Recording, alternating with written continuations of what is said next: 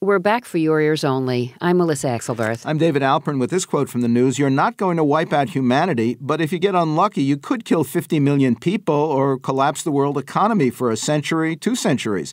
That was former NASA Space Shuttle astronaut Edward Lu on reports suggesting more frequent strikes ahead by asteroids and other space objects similar to the one that exploded over the Russian city of Chelyabinsk in February. Now this. Been around the world twice, talked to everyone once.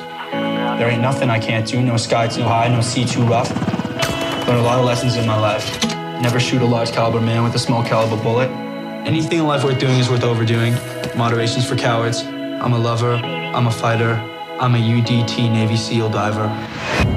From the forthcoming feature film Lone Survivor, based on a real-life SEAL team mission gone wrong for the rightest reason, the SEALs' decision not to kill civilians who stumbled upon them before they could eliminate a Taliban leader near the Afghan-Pakistan border.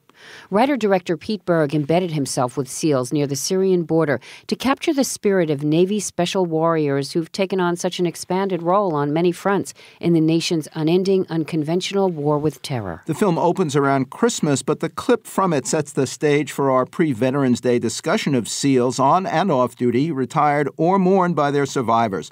For that chat for your ears only, we're joined by much-decorated SEAL veteran Dave Cooper, new president of the SEAL Foundation at NavySealFoundation.org. Welcome to the program. Thank you very much. First, tell us how long you served with the SEALs and where some of your missions took you. I served for 25 years in the SEAL teams, and my missions took me all over the world, predominantly Bosnia, Afghanistan, Iraq, Yemen, Somalia, and other lovely places like that. How do the SEALs differ in mission and tactics from other special warfare units, most notably the Army's Green Berets and Rangers?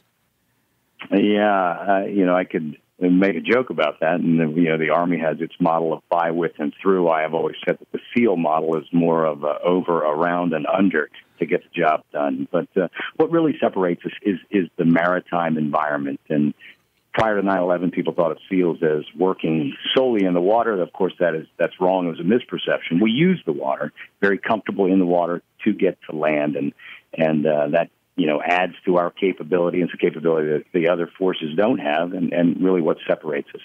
How do most SEALs feel about increasingly being a substitute for conventional boots on the ground in hostile territory, inserting themselves secretly by sea or air to kill or capture and then get away?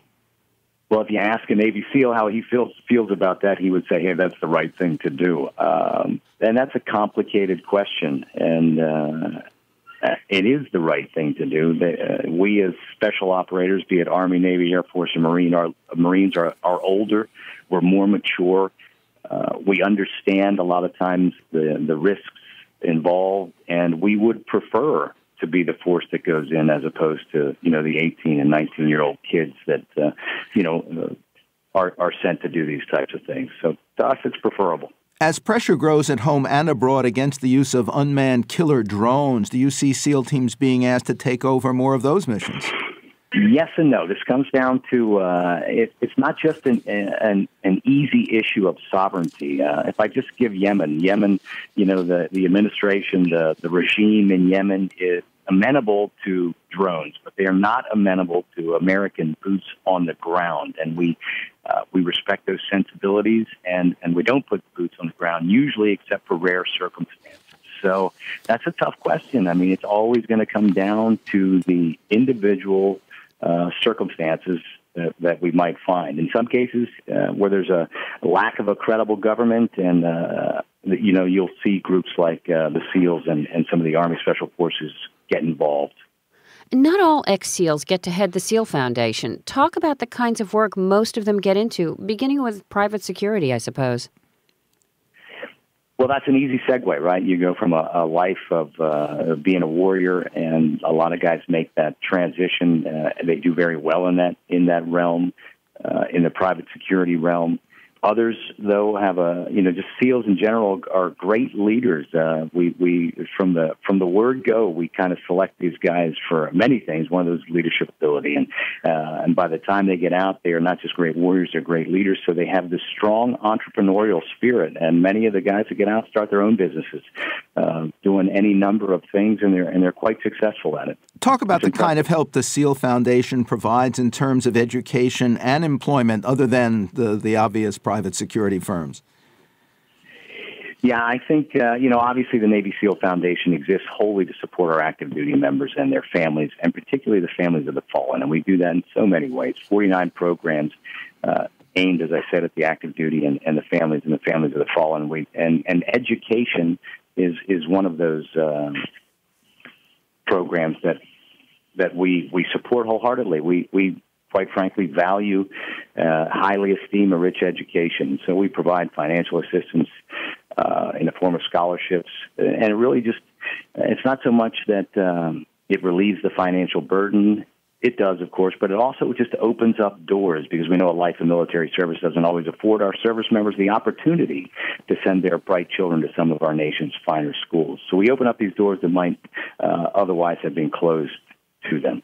Does the high stress of SEAL missions mean more physical and mental challenges after retirement? And what sort of assistance does the SEAL Foundation provide in that area? Yeah, you've touched upon something that we're all asking ourselves.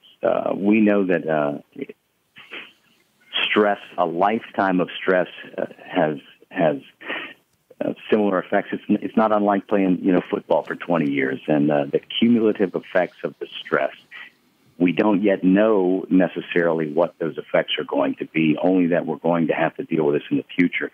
So what we're doing now is, through the Naval Special Warfare community, looking at ways to fund relevant studies to at least provide us with some insight into where we need to go for tomorrow. We know tomorrow's going to change, and we want to be ready for it, and we want to help our teammates. Highly decorated SEAL veteran Dave Cooper was recently named president of the SEAL Foundation at NavySealFoundation.org. Oh, hear us when we cry to thee, for those in peril on the sea.